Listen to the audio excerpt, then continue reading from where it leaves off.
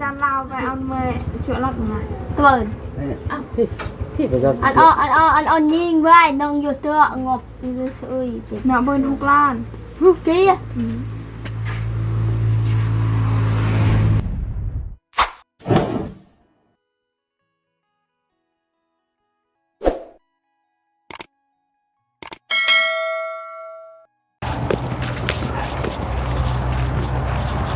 พี่น้องไอ้กราบทักทายสบายดีและสวัสดีพ่อพี่น้อง FC เพิ่นทุกคนปุรีทางไม่ตู้เพิ่นมาตามทางน้องเลี้ยงว่าซั่นตามเพิ่นไป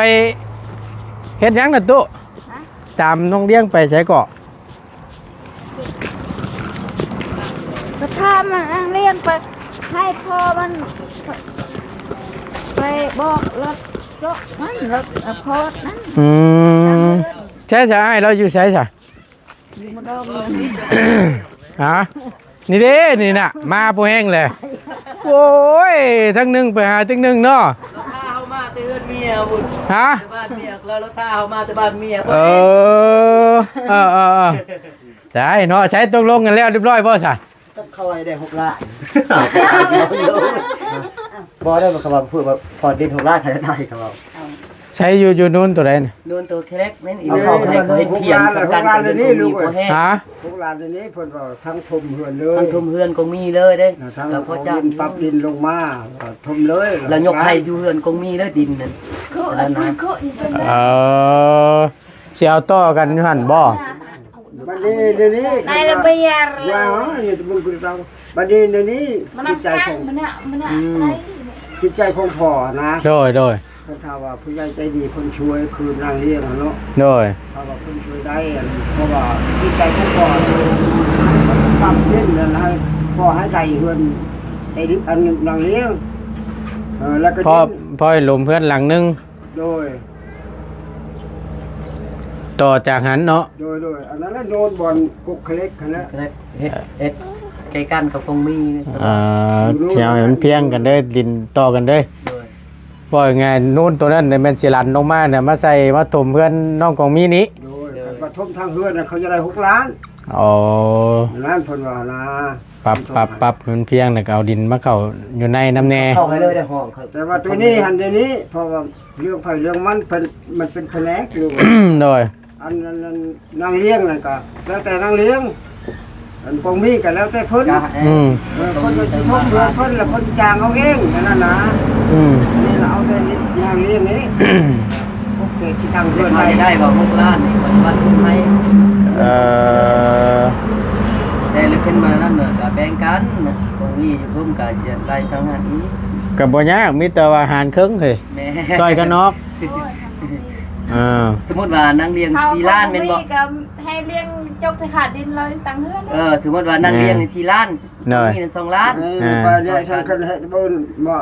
ที่กองมีก็เบิ่นแล้วให้นางเลี้ยงได้แล้วก็แล้ว มันก็ได้แทงช่วยไหนมันก็เต็มล่ะ บ่บ่ปะนี่ปะนี่ก็ได้ ตาม ดิ จะรัดเตะ ปะ นี่ให้ได้เที่ยงดินเนี่ยนะเรื่องตรงนี้เนี่ยเพราะว่าอันนั้นต่างหากอีก แม่นแล้วเพราะว่าเจ้าก็สิเอาดินเข้าอยู่เด้เฮาก็มีแต่ถือโอกาสนี่แหละซอยกัน ว่าเพิ่นลันมาแล้วก็ให้เพิ่นอยู่ก็ให้เลยมันก็ถมผู้ดีเนาะ แม่น กับมือหน้าหาฮกไปเนี่ยช่วงฝนเนี่ยมันตกใจมันแน่นดินก็ได้ยามมาเทผงเทพื้นมันจังบ่ยุบเด้คักแล้วช่างเพิ่นบ่ได้มาบ่แล้วเรียบร้อยบ่นี่เรียบร้อยเนาะเบิดแล้วบ่บัดนี้ขั้นตอนเท่าใดนี่ได้แล้วบัดนี้เนาะตั้งเสาเทคานโอ้ยไรตัวนี้ก็โอเคแหละพี่น้องยังตึงอยู่15ต้นคำเห็ดกระคักนี่ก็โยหลายแสนเติบอยู่เลยกองมีเลยเนาะใช่ได้ประตูนี่แหละได้นำให้ ปาโถ ให้คงมีเขื่อน จากชีวาจังใดพี่น้องเอ้ย ตามก็ได้ก็มีแล้วเขาบอก ฮะ ก็ไม่ ป้าสิเว้าได้เนาะปัดได้เฮ็ดแล้วเพราะว่ามันบ่พอว่าสิเฮ็ดพร้อมแล้ว อันนี้ก็อยากใจให้มันงามนี่ก็อยากแต่งใจให้มันงามบัดมันได้ก่อได้เฮ็ดแล้วมันบัด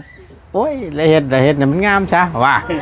เนาะ ได้เสียเงินแหละว่า ใหญ่เฮ็ดงานสบายทีมงานมากก็มาพักมานั่นก็สบายเฮือน โดย เฮือน ถือว่าโอเคพี่น้องเอ้ยเนาะหลังใหญ่ มาพักเฮือนต้องมีอยู่หมด ตึงอยู่จังหวัดเฮ็ดนี่มันต่ออยู่หั่นเนาะให้เฮ็ดเรียนเลยเฮ็ดเรียนก็มีได้ต่ออยู่โน่น เพราะว่าจะให้ห่างกันล่ะลูกเอ้ย โดย เพิ่นนั่นผู้อ้ายน่ะก็อยู่ตรงนั้นให้เพิ่นปรับให้ดีต่างอยู่นั้นเล็กนี่ก็ไปแล้ว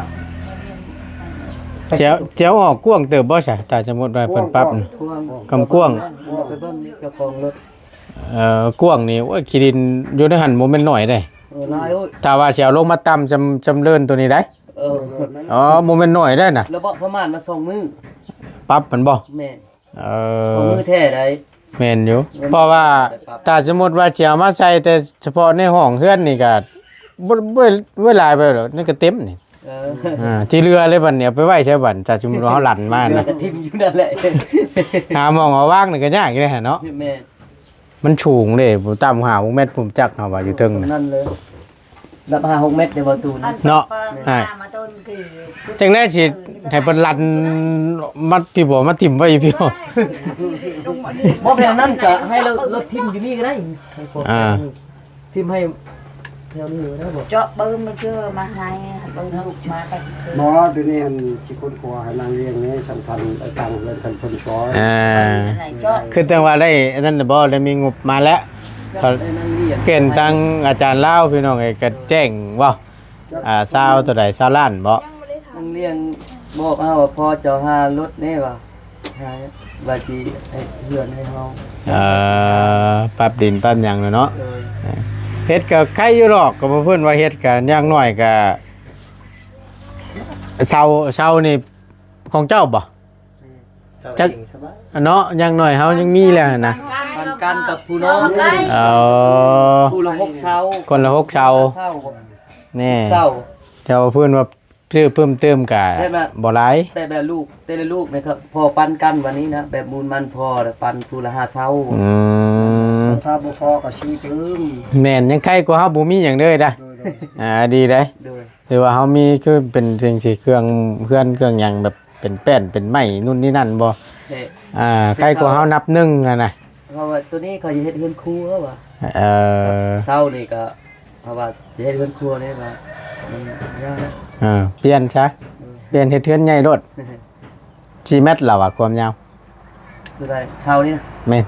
เท่าเป็นว่า5เมตร ชี้ไม่ตาย 4 เมตรปลายโอ้ซ้ำกันครับมันแถวช่างมานี่เนาะเฮ็ดเทือนนี้ มันเช้า หน้ายังหน้า15บ่ น่าสิบห้า 15 16กันเนี่ยเนาะ ปืนหามัน แต่ว่าจักปีแล้วนี่หามานี่นับบ่คู่เลย มันคายมันบ้าครับหลายปีแล้วประตูเนี่ยบ่มีเงินบ้าอีนั่นแหละ กว่า10 ปีแล้ว กว่า10 ปีเลย โดย โอ้นี่มีแต่แกนมันแกนแกนเคล็กนี่ เพราะแต่ว่าเนาะเรื่องแก่นนี่สุดยอดแล้วเฮาอ่ะ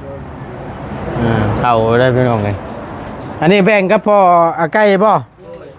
อ้ายกับน้องเพิ่นพี่น้องเลยจันงามๆ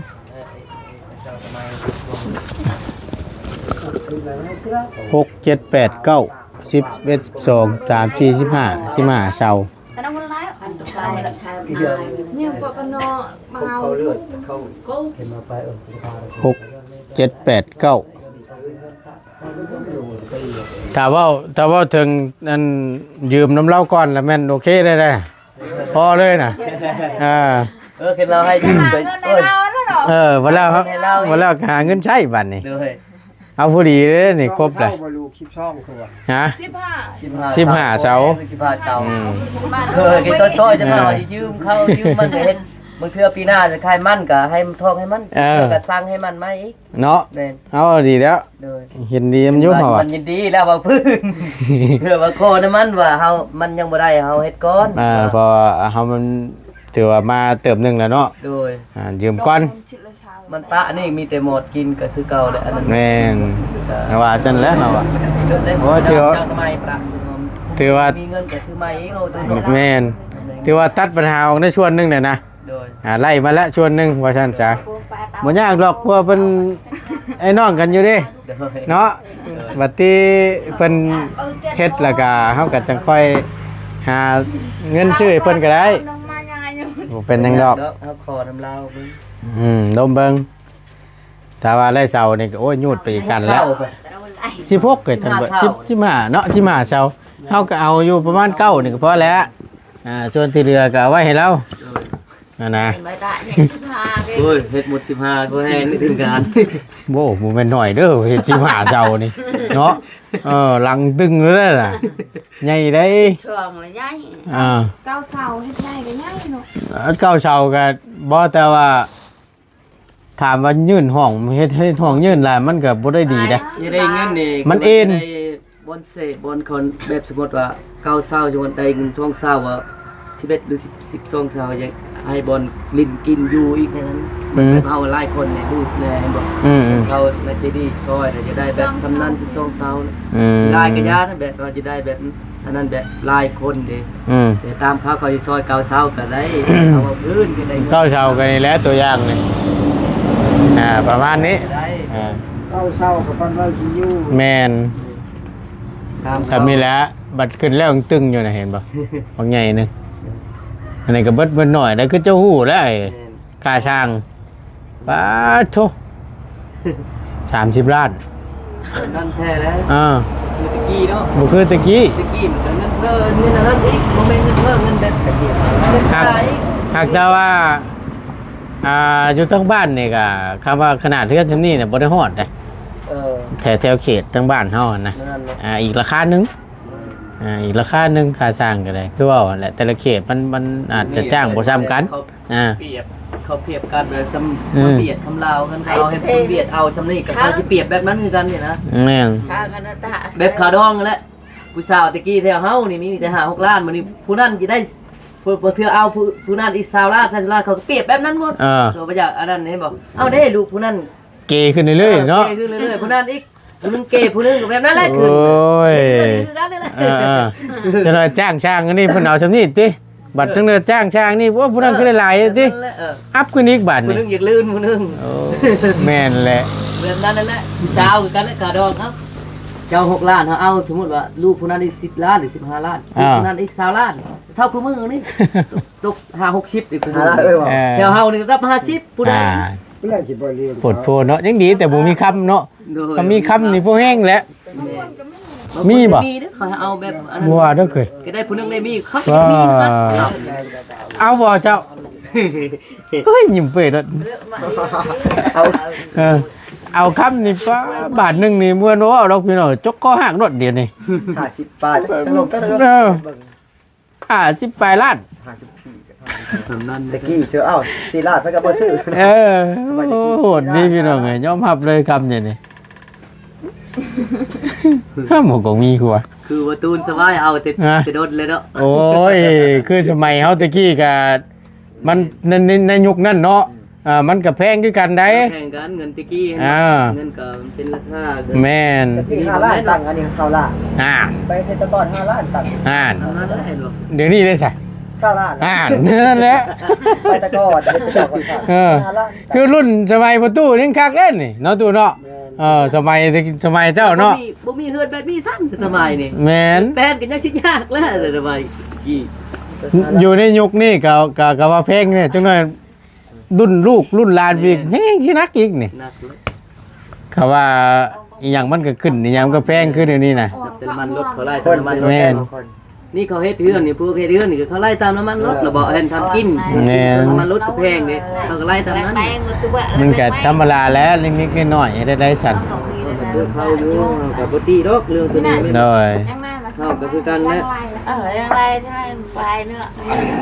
เฮ็ดได้สั่นบัดนี้รถเพิ่นว่านั่นได้สั่นมาบ่แรงบ่ เขาบ่ตกลงกันถือเสือ บ่เกี่ยวแล้วตกลงแบบเฮาถามมันใจดีถามมึงแบบซอยนะ ราคาเขาเบิ่งซื้อของเบิ่งก่อน เบิ่งก่อน เดี๋ยวพูดราคาเด้ แต่ว่าแล้ววัน6 ล้านแม่นบ่ งานอะไรได้ชมเฮือนเลยชมห้องเลย ถ้าโบสมมุติว่าค่อยบ่มีงบเด็กมีแต่ว่าราคา อีกราคานึงบ่ ถามแต่น้องเลี้ยงกับอาจารย์ละ ใช่แล้วน้องเลี้ยงไปทางไหนล่ะกินนี่ เรียนอยู่โรงง แล้วล่ะบ่ ถ่ายคลิปกับ ถ่ายคลิปก็บ่บุญบ่ โดย เออเอาถ้าน้องเพิ่นมาแล้วล้มกันเบิ่งซั่นหลานกับละสาวผู้เพิ่นสิเอาดินเข้าเฮือนนี่แหละเนาะ ครึ่งก็นึง แบ่งครึ่งบ่หรือว่าได้ มีเพกเป็นครึ่งกันนะครับ น้องเลี้ยง4ล้านบ่หรือว่าน้องคงมี2บ่ก็ว่ากันเนาะแต่ว่าบ่ได้เจ้าก็ยังสิได้ขุดอยู่ดีเด้เอาดินเข้าเฮือน คือแล้วแบบนั้น เนาะช่วยกัน ช่วยกันลานกับอนาซาว แม่ เป็นห้องเพื่อนเรา งาน เขาก็ตะกี้ห้องทำแทนตะกี้ที่จะ แม่ มาน แล้ว แต่ว่าเจ้าจ้างขุดเอาดินเข้านี่ก็บ่แม่นน้อยนะฮะ คุดได้ทมในชื่อส่วนได้ดินเป็นเขามีนะทวดเขาซื้อได้ บ่ ตะกี้ห้องทำแซน อ่า จากได้เดี๋ยวดิ โอ้ยบ่ได้หรอกเดี๋ยว เอาเรื่องของ3แสน เนาะ เนาะ เขาตะกี้เขา ตกว่าเฮาจะตั้มห้อง5แสน เอ ดี อ ไหม ห้องห้า อ่า แซนทำมันนะ แม่นชวนหลาย ไอ้น้องจะได้4ล้านเลย ไล่เอาแล้วแหละ ประมาณนั้น เดี๋ยวนี้ก็ดีแล้วสำนันก็ ผมกับดินเจ้ากองให้เขาได้ว่าเป็นเทียบคุดได้ เป็นอย่างคือบังเนาะ เอาไว้เขาเปื่อนหมดแล้ว เป็นอะไร เปื่อน เออ เรียกเอาเป็นตัว แบบบอกว่าไปขึ้นกล้วยครับจ้างคนบ่อยคนจ้างแบบได้น่ะ เป็นรถ เป็นรถ รถลันชี่ เอ เอา อ ไปจะคนไปกันเอง หานกันบัดนี่ นี่ปันกัน อืม ปันแต่มันชี่ เอามีแต่ว่าถามน้องเลี้ยงเมื่อก่อนเซนเดมาพอดีน่ะเอิ้นมาดูหะ มันมาแล้ว เซนเดมาเลย เอ้ยเจ้าจับกล่อง มาปรึกษากัน บ่ตูนคือบ่ได้ผม ฮะ เจ้าบ่ซื้อตัวจับ ขาจับกล้องเขานะ เออ โอ้ยมันเที่ยเลยตัวนึงก็ฮักแล้วเขาก็ได้ คลื่นแนวตัวงานรำเขา ไทย ยิ้มไปเปื่อยมาละบัน พันครึ่งพันครึ่ง แบ่งครึ่ง ยิ้มก็ยิ้มเด้ ยิ้มไปเปื่อยมาสบายดี ครึ่งนะเจ้า ป้าขึ้นว่าพี่มาพี่ละสาวมานั่งเคียงข้างกันดูถามดูตกลงกันขึ้นว่าพี่มาคุยกันตกลงกันแล้วเคย เอากี่เอา อืม อ่ามาลีก็มือก็เลือก รอรอเอว ติดอยู่มองได้บัตร แต่ว่าบ่ม่วนบ่มีเงินในเรือนก็บ่แล้วนะแต่ว่าบ่ม่วน ฮะ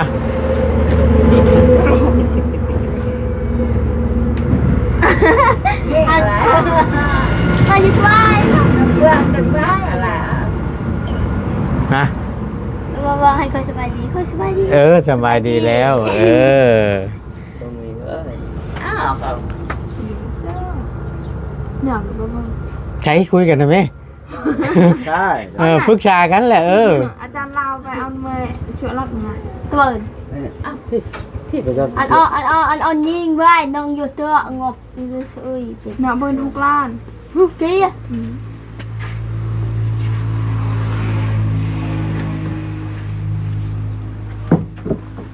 หญิงมาตูนกระอันกระ จะตั้งอ่ะจะ เป็นอะไร ตังอ่ะ 6 ล้านตัวปั๊บตัวดินตัวนั่นได้ใช่6คือกันป่ะ5 ล้าน ปักดินนั่นดูว่า6 ล้าน คนมาแต่คนบอก บ่ทำมาแต่กล้วยหารถมาแล้ว เราว่าอาจารย์เล่าให้ถามก้อนงบยังมาทันมาหรอ แต่ว่าให้ถามมึงราคาก่อนว่าเพิ่นจะเอาน้ำเท่าไหร่สิบ่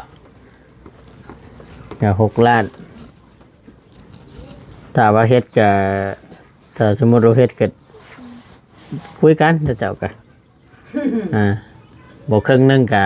2 ล้านผู้นี้4ผู้นั้น2 เดือนละนึงแล้วบ่ ซอยล้านหนึง ตรงมีเดือนละนึงแล้วบ่ตรงมี4 2 อืม มีคนเพิ่นเป็นลานเพิ่น ขอเพิ่นหาบ่เพิ่นได้บ่ล่ะ รอเฮ็ดว่าขอเบิ้งเนาะ เพิ่นก็เว่าเพื่อโตหั่นแหละก็ลองลมเบิ่งเทื่อ5 ล้านบ่แล้ว ไม่ได้ต่อเราเพราะว่างบยังบ่มีเลย ลองเบิ้งก่อนเบิ้งซื่อ แกคือ ๆแล้วว่าคันสิเฮ็ดบ่ได้ก็ให้โทรบอก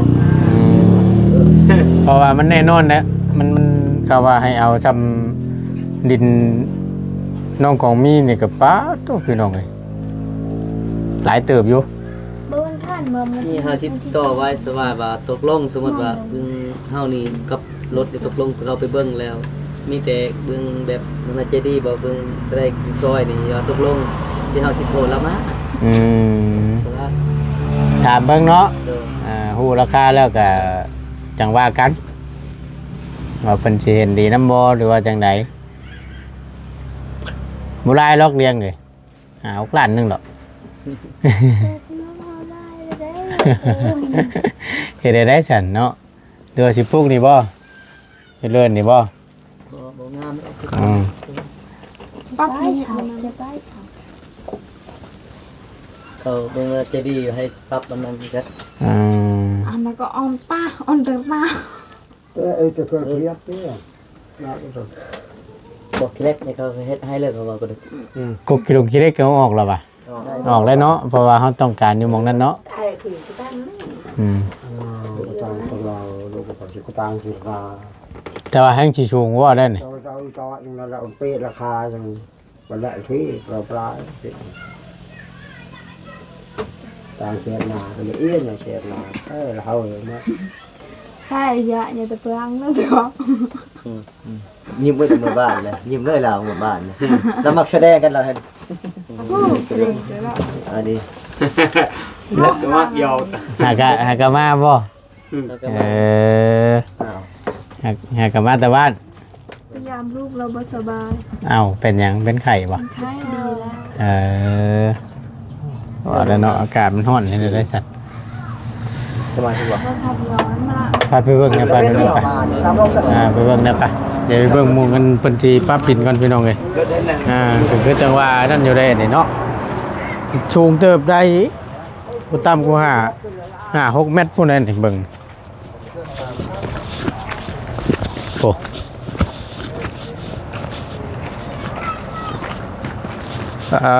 ตัวแต่ว่าขี้ดินแล้วล่ะขี้ดินนี่ขี้ดินนี่จะเอามาถมใช้สมมุติว่าจะเอามาห้องอยู่ใช้นะเอาไว้ดิลำพังห้องจังนี้น่ะกวดมากเครื่องนั่นก็เต็มเลยได้นี่นะอันนี้ เต็มเลย 1 2 3 4 5 6 7 8กวดเอาเฉพาะเครื่องนั่นลงมานี่ก็เต็มแล้วนี่บัดสิเอาลาดินให้มันเพียงกับของตาสาวเจ้านี่บ่ มันไม่สูงเถอะสูงเถอะ โอ้ยสูง เอาเพื่อนจริงๆตั้งแต่ต่ำ เอามันอยู่นี่เลยมันหนาดินเฮามันบ่ซ้ำกัน เวลาเขาขึ้นเขาต้องให้ต้นมีประตู หนาดินบ่ซ้ำกันเด้แต่ว่าเสามันก็เพิ่นวัดอหย่างแท้ขนาดก็พอดีแล้วสิพี่บ่ดินของเจ้าน่ะเอาเบิ่งก่อนจุดใดสิไปฮอดใช้น่ะเบิ่งฟ้าระวาวเบิ่งดูเห็นอาจารย์เล่าแจ้งข่าวดีบ่ล่ะโอ้ยดีใจน้ำหลายๆสั่นจักล้าน สาวเอ็ดล้าน ชาวเอ็ดล้านโอ้ เขามาเพิ่งมาเป็นสาวล้านสามล้าน โอ้ยดีใจน้ำเด้อ ล้านครั้งแรก เจ้า3 ล้าน 3 แสนโอเคพี่น้องเอ้ยเอาเนาะก็ดีใจแทนทั้งบ่ต้นก็ได้ที่มีทางผู้ใหญ่เพิ่นเมตตาหรือว่ามองเห็นทางอีหล่าเพิ่นเนาะถือว่าโอ้ยสิหลายมันเลยเนาะ มันแบบงาม สมมุติว่ารันในฮอดใช้นี่สิเอาทานเดียวกันเด้อบ่หม่องเดียวกันเลยบ่ฮอดพี่เนาะแม่นบ่ได้นี่เนาะเฮ้กกกันนี่แม่นเอาออกนี่เนาะ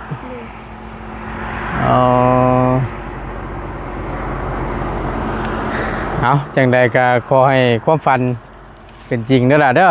ขอให้ได้เฮือนน้ำหมู่งามๆคือกันกับเพื่อนน้องเจดีนี่บ่ได้แท้ก็ซ้ำเฮือนน้องเจดีก็โอเคแล้วพี่น้องเอ้ยเนาะอยู่นํกัน3 คนพ่อลูก